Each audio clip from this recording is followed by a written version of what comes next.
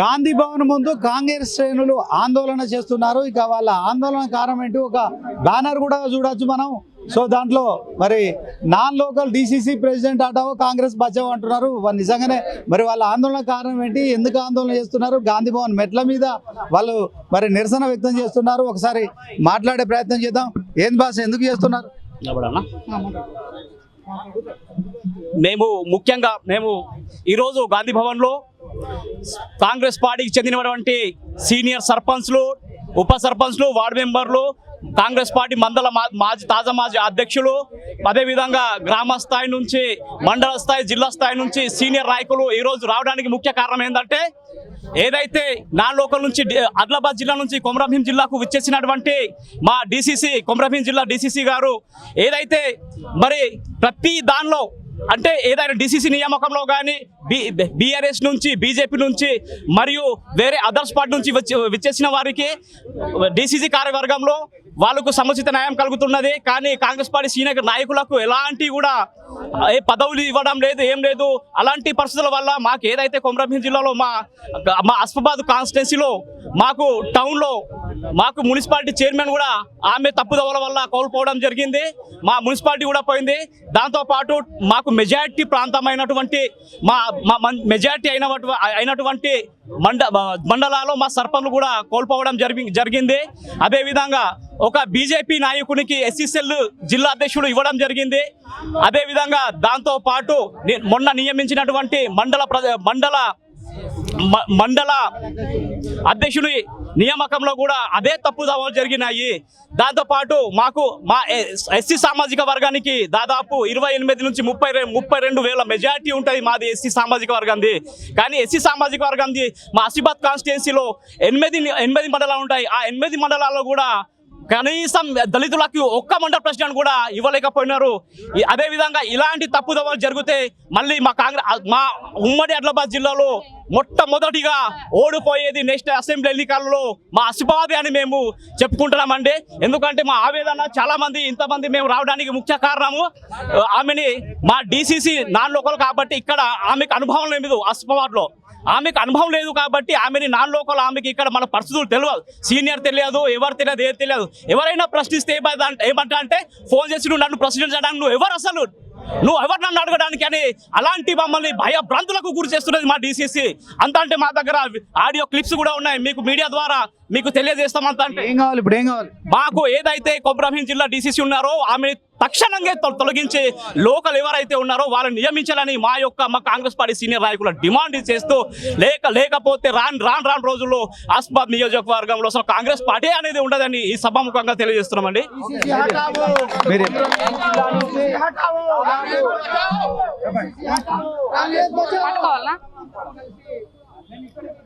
ఈరోజు మా సీనియర్ నాయకులు గత కొన్ని రోజుల నుంచి మా కొత్తగా డీసీసీ వచ్చినప్పటి నుంచి కూడా సీనియర్ నాయకులను పట్టించుకోవడము, మరి వాళ్ళని పట్టుకొని తిరగకపోవడం, అడగకపోవడము, ప్రతి ఒక్కటి తన నిర్ణయం తననే తీసుకొని ఈరోజు ప్రతి జీపులో కూడా సర్పంచ్లను ఎవరిని గౌరవించకుండా, ఎవరిని పిలవకుండా, ఏ పని ఇవ్వకుండా, సర్పంచ్లతోని సమయం లేకుండా మాట్లాడకుండా కూడా తను లోకల్ బీఆర్ఎస్ వాళ్ళు, బీజేపీ వాళ్ళు, మరి కమ్యూనిస్ట్ పార్టీ వాళ్ళు ఎవరైనా వస్తే కొత్త వాళ్ళని పట్టుకొని పనిచేయడం జరుగుతుంది. మరి ఈ నేపథ్యంలో ఎందుకని అంటే వీళ్ళు ఇప్పటి నుంచే కాదు, గత 50 సంవత్సరాలు, 40 సంవత్సరాలు, 30 సంవత్సరాల నుంచి సీనియర్ నాయకులు కాంగ్రెస్ పార్టీ జెండా పట్టుకొని మోసి ఈ రోజు పక్కకు పెట్టేసిన డీసీసీని తొందరగానే మనము తొలగించాలి అని మా ఊర్లో అందరూ మన 10 మండలాలు కలిసి రావడం జరిగింది. మినిమం 200 మంది వచ్చినాం మేము. కానీ ఈ మాట పై వరకు మా రేవంత్ అన్న దాకా పోయి ఈ రోజు ఇంత ఘోష ఉన్నది, సీనియర్ కార్యకర్తలకు ఇంత ఘోష ఉన్నది కాబట్టి ఎవరిని పట్టించుకుంటా లేదు. ఎవరన్నా ఏమన్నా మాట్లాడితే వాళ్ళ మీ తప్పుని చూస్తా, మిమ్మల్ని ఖండిస్తా, మిమ్మల్ని రాజకీయ భవిష్యత్తు లేకుండా చేస్తా అని ఈ రోజు డీసీసీ వార్నింగ్ ఇవ్వడం జరుగుతుంది. ప్రతి సర్పంచ్ కి ఒత్తిడి చేస్తుంది. ప్రతి సర్పంచ్ ని కలవకపోవడము, వాళ్ళ సమయం ఇవ్వకపోవడము, ప్రతి ఒక్కటి మాకు తన నిర్ణయం తానే తీసుకుంటుంది. కాబట్టి ఆమె మా లోకల్ ఒక కూలీ చేసి మనిషికి కూడా డీసీసీ ఇచ్చిన మేము కాంగ్రెస్ పార్టీలో పనిచేస్తాం, కానీ మాకు లోకల్ లీడరే కావాలి, కానీ వేరే కాన్స్టిట్యూన్సీ నుంచి వచ్చి ఇక్కడ మా ఆసిఫాబాద్ నియోజకవర్గంలో తీసి చూడడానికి వీల్లేదు. దయచేసి రేవంత్ అన్న మీరు మీ దృష్టిలో వచ్చిన తర్వాత ఈ డిసిజన్ తీసేయాలని చెప్తున్నాం. మేము ఆసిఫాబాద్ జిల్లా కాంగ్రెస్ పార్టీ మామూలు కార్యకర్తను మేము గత 20 సంవత్సరాలుగా కాంగ్రెస్ పార్టీలో పనిచేస్తున్నాం. అయితే ఈ మధ్యలో మొన్న ఎంపీ ఎలక్షన్లో మా ముందుకు వచ్చిన ఆత్రం సుగుణ గారిని మాకు డీసీసీగా మా అధిష్టానం పంపించడం జరిగింది. ఆమె ఆసిఫాబాద్ జిల్లాకు డీసీసీగా వచ్చిన తర్వాత మొట్టమొదటిగా సర్పంచ్ ఎన్నికలు జరిగినాయి. సర్పంచ్ ఎన్నికలుగా ఆమె సమన్వయ లోపం వలన కొన్ని మేజర్ గ్రామ పంచాయతీలు ఆసిఫాబాద్ జిల్లాలో కోల్పోవడం జరిగింది.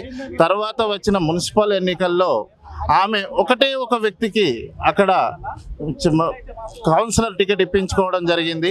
ఆ ఒక్క వ్యక్తిని కూడా ఆమె బీఆర్ఎస్కు అమ్ముకున్నది.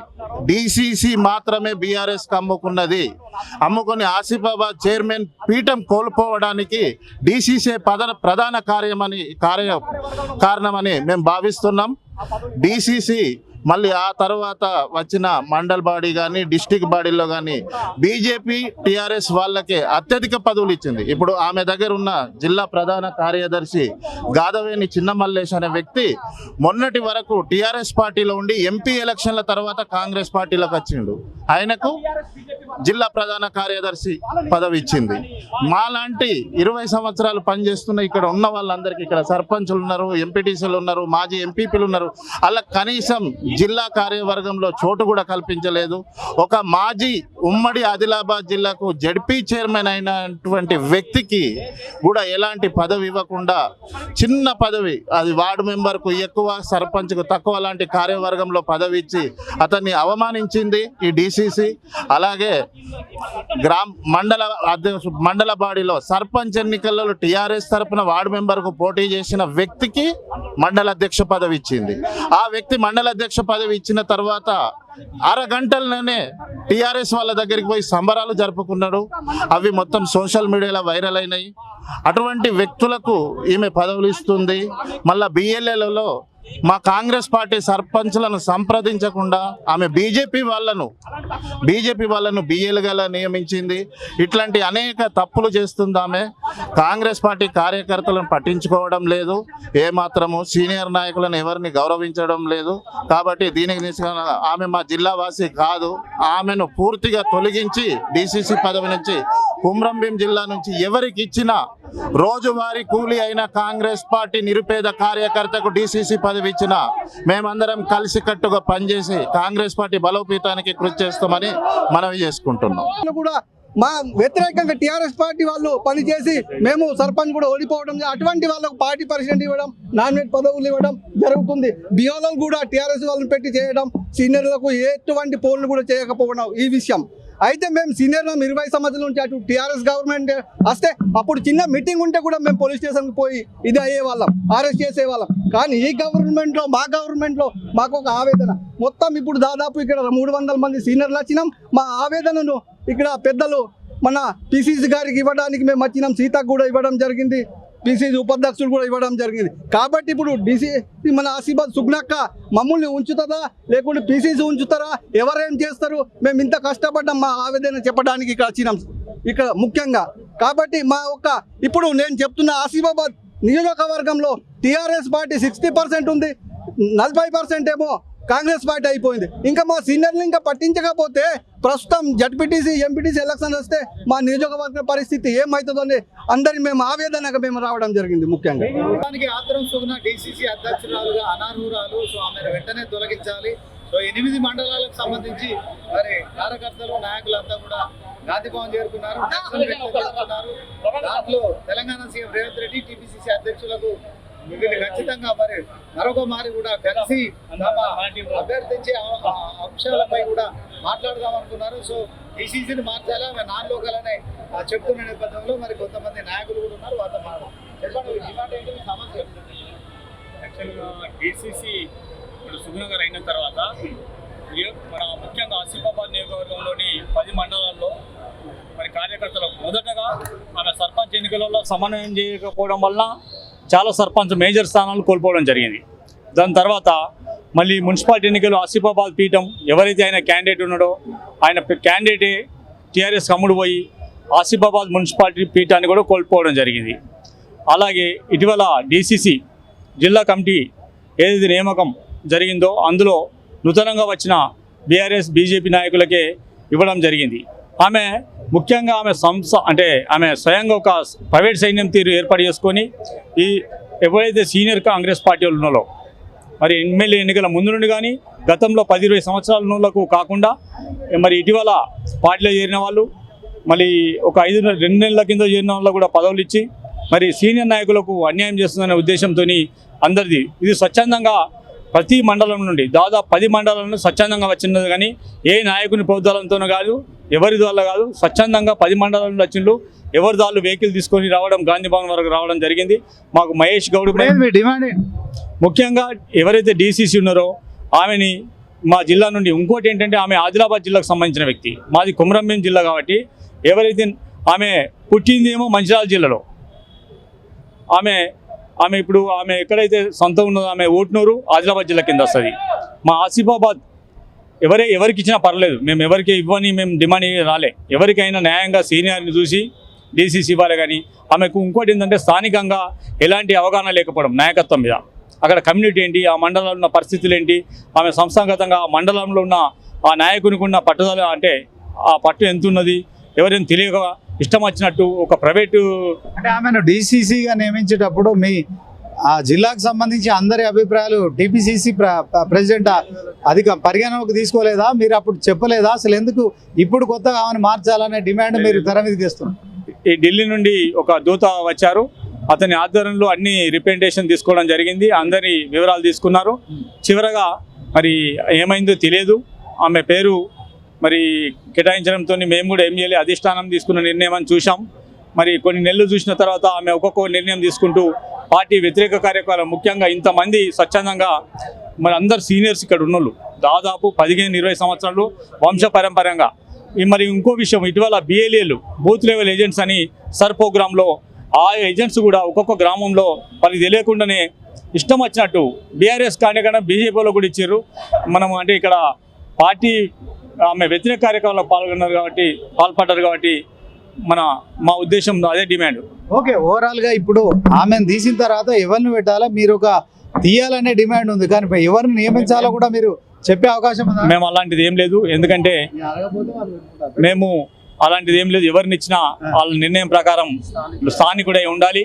జిల్లా మా కొమరంభీం జిల్లాకు సంబంధించిన ఎవరికి ఇచ్చినా పర్లేదు, మేము దాన్ని నిర్ణయించేది మేము కాదు, అందరి దాన్ని చేయను. కానీ ఈమె మాత్రం లోకల్ కాదు, మళ్ళీ ఆమె మేము మంచిగా చేస్తాం అనుకుంటే పార్టీకి తిరిగి అన్యాయం చేస్తుంది. ఓకే, సో అంటే ఆమె బీజేపీ బీఆర్ఎస్ కలుపుకోపోతుంది కదా, అప్పుడు పార్టీ బలోపేతం అవుతుంది కదా, ఆమెను ఇప్పుడు మీరు డీసీసీ నుంచి తొలగించాలనడంలో ఏం అర్థం ఉందంట? ఇంకోటి ఏంటంటే ఆమె కలుపుకపోవడం కాదు, వాళ్ళు కూడా రేపు మాపు మళ్ళీ వాళ్ళు పార్టీలు అవకాశవాదులే ఉంటారు. ఎప్పుడైనా మీకు తెలుసు, అవకాశవాదం వచ్చినాడు అవకాశవాదం కోసం పోతాం. పాపం సీనియర్లు ఉన్నారు కదా, అక్కడ ఎలిజిబిలిటీ లేకుంటే అక్కడ మండల్లో ఉన్న వాళ్ళందరినీ కూర్చొని ఎవరికి ఇస్తే బాగుంటుంది నిర్ణయం తీసుకుంటే ప్రాబ్లం లేకపోవు. మీ కార్యాచరణ ఏంటి? మా కార్యాచరణ ఈ 10 రోజులలో ఆమెను తీసేయకుంటే ఒకసారి మళ్ళీ పిసిసి అధ్యక్షుడు ఈరోజు కలవలే, మరి వారికి కూడా ఒకసారి విన్నవించిన తర్వాత అవసరమైతే మీనాక్షి నటరాజన్ గారు కూడా తెలియజేసి మా కార్యాచరణ అన్ని మండలాలతో వాళ్ళే నిర్ణయిస్తారు. భవిష్యత్తులో కూడా ఆమె ఆమెను కొనసాగిస్తే మీరేం నిర్ణయం? ఇక పార్టీ ఆలోచించాలి, ఎంత పెద్ద క్యాడరు, అందరు సీనియర్లు ఉన్నారు, పార్టీ కూడా ఆలోచిస్తుంది. అందరూ అంటే మేము పార్టీని వ్యతిరేకించే ఎలాంటి పార్టీ నిర్ణయం మీద కట్టుబడి ఉంటాం, కానీ ఆమెకు అవగాహన లేదని పార్టీకి తెలియడానికే రావడం జరిగింది గాంధీభవన్. సో మొత్తానికి ఇది ఆసిఫాబాద్ జిల్లా నుంచి కాంగ్రెస్ శ్రేణులు ఓవరాల్గా నాయకులు వాళ్ళంతా కూడా డీసీసీపై అవిశ్వాసం వ్యక్తం చేస్తున్నారు. ఆమె చేస్తున్న చర్యలతో కాంగ్రెస్ పార్టీకి నష్టం జరుగుతుంది. గత పంచాయతీ మున్సిపల్ ఎన్నికల్లో కూడా ఖచ్చితంగా పార్టీకి నష్టం జరిగింది. ఇక ముందు ఉంటే ఆమె బీఆర్ఎస్ బీజేపీ వాళ్ళని ప్రోత్సహిస్తోంది. మరి స్థానికంగా ఉన్న నాయకులను ఆమె గుర్తించడం లేదు. ఆమె స్థానికమైన వ్యక్తి కాకపోవడంతో స్థానికంగా ఉన్న సమస్యలు కావచ్చు, తర్వాత స్థానికత గురించి అవగాహన లేకపోవడం వల్ల తీసుకుంటున్న నిర్ణయాలతో ఆసిఫాబాద్ జిల్లాలోని కాంగ్రెస్ పార్టీకి పెద్ద నష్టం జరుగుతుంది. సో టీపీసీసీ అధ్యక్షులు తెలంగాణ సీఎం రేవంత్ రెడ్డి ఆమెను ఖచ్చితంగా 10 రోజులు మార్చాలి. సో మీనాక్షి నటరాజన్ కూడా కలిసి తమ కార్యాచరణను కూడా ప్రకటిస్తామని చెప్తున్న పరిస్థితి. Camera person అబ్దుల్తో Srinivas, 99 TV, Gandhi Bhavan నుంచి.